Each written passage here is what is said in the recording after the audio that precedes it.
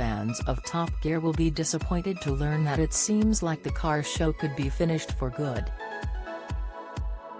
Uncertainty has surrounded the BBC favourite ever since Andrew Freddie Flintoff was involved in a serious accident last year, after which he was deemed lucky to be alive.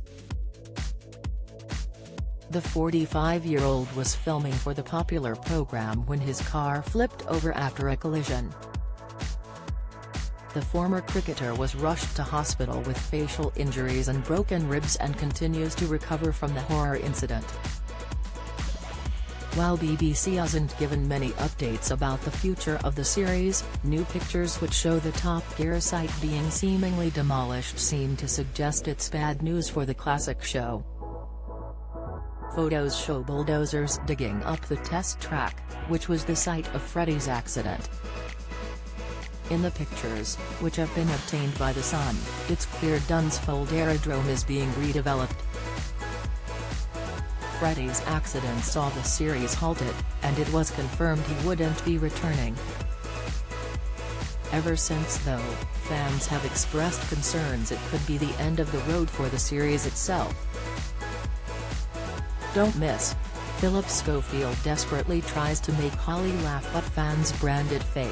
Video, Ruth Langsford loving drama with Philip Schofield hours after Raymond's dig. Latest, Eurovision fans blame music mix for UK's Mae Muller second bottom place. Reaction, an insider told The Sun, allowing the site to be sold off is a damning statement for the series' future. Developers seem to be digging up the site for a housing estate, according to the publication. The location in Surrey has been the home of Top Gear ever since the 2002 relaunch. With the site being worked on, fans' fears are seemingly confirmed as to the fate of Top Gear. In March, the BBC confirmed filming for Top Gear had halted in light of the serious accident. Freddie was seen publicly for the first time since the accident in April, with pictures showing him sporting sunglasses and covering his face.